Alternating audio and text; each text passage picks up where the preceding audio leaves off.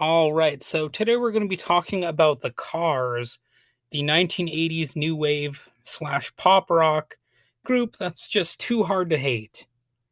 Yeah, the Cars' first three albums the first one was simply called The Cars, released in 1978.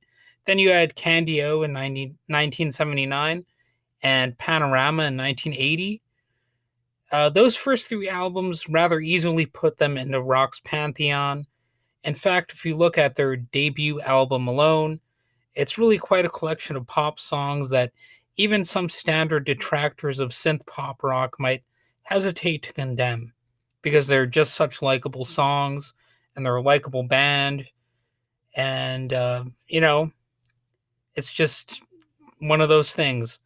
The Cars were named Best New Artist in the 1978 Rolling Stone Readers Poll. Not that Rolling Stone is necessarily the arbiter of all that is good or anything like that, but it means something. And their fifth album, Heartbeat City, features one of their best known songs, Drive. Even if you are not familiar with all of their songs, there's a chance you've heard that somewhere, like on the radio. Well, you probably already heard some of their other songs too. Um, but that's one of their most commonly played songs, at least in my experience. Obviously, you might want to check out the albums that were re-released with remastered audio. In my opinion, this new higher quality sound is a noticeable addition to the band's songs, and sometimes remastered versions don't improve an album, or they might even make songs sound worse. But in my humble opinion, I think they got it right with the Cars. Um, Definitely, you know, you want clearer sound with a band like that.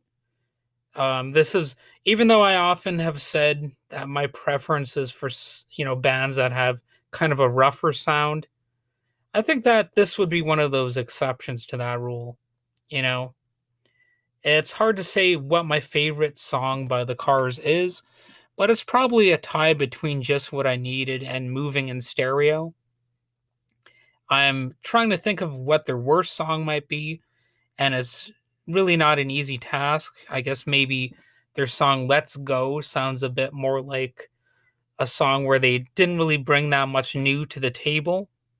Like perhaps they phoned it in a little bit compositionally, but it's still a good track anyway. I'm just not even trying to trash talk it. I'm just trying to think of what their worst song would be if I really had to pick one. That might be one of the ones that I would go with. Even if you're not really a big fan of the Cars, I think there's a definite nostalgia factor here too, sort of like the movie Ferris Bueller's Day Off.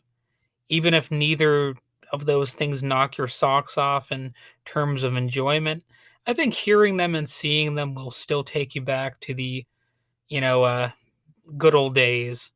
In the case of the Cars, it's the 1970s and the 80s, and they represent that era in a very big way.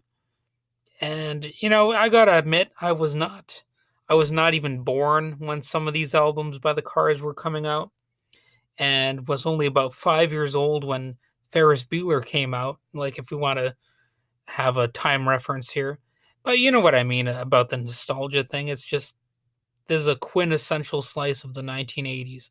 Even if you weren't there, I think exposure to stuff like this is really the essence of the 1980s. Of course, you could also watch slasher movies, and of course, some classic sci-fi from the 1980s like Gremlins or something like that. Mr. T, you know, Miami Vice, the Ninja Turtles. Like, if you put all this stuff together, you could have a 1980s overdose. So be a little bit careful about that. This is another band that went on a pretty lengthy hiatus. Then they came back years later for one last hurrah, and unfortunately, two you know definite key members of the band are already dead. So that would be Rick Ocasek and Benjamin Orr. And let's see. Oh yeah, on that note, I'm going to tell you who the members of the band are.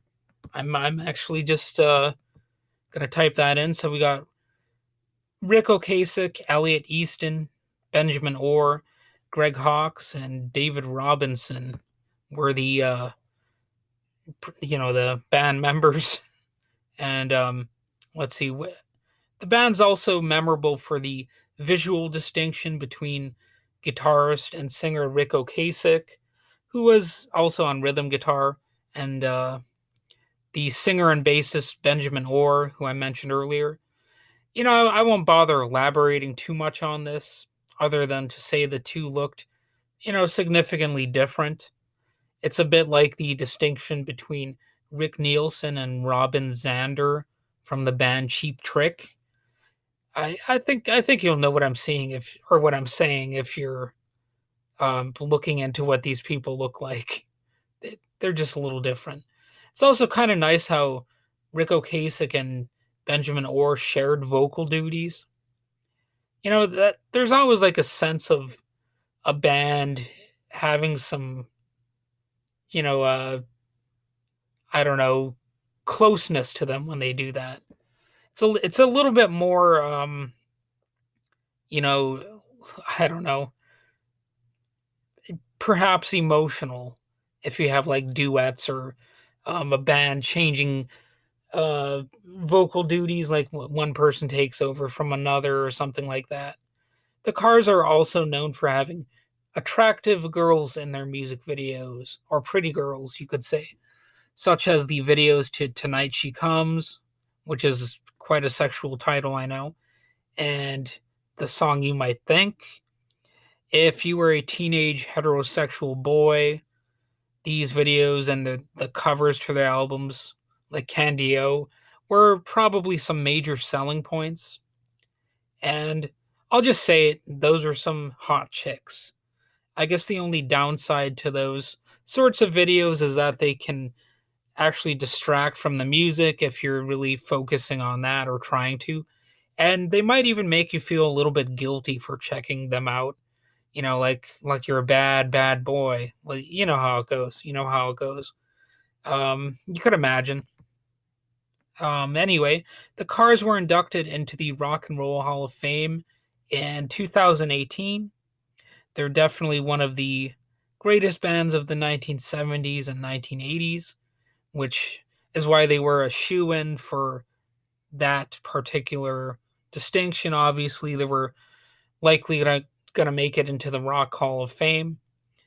Robert Palmer, the music critic for the New York Times and Rolling Stones, described the Cars' musical style as this: they have taken some important but disparate contemporary trends, punk minimalism, the labyrinthine synthesizer and guitar textures of art rock, the 50s rockabilly revival, and the melodious terseness of power pop, and mixed them into a personal and appealing blend.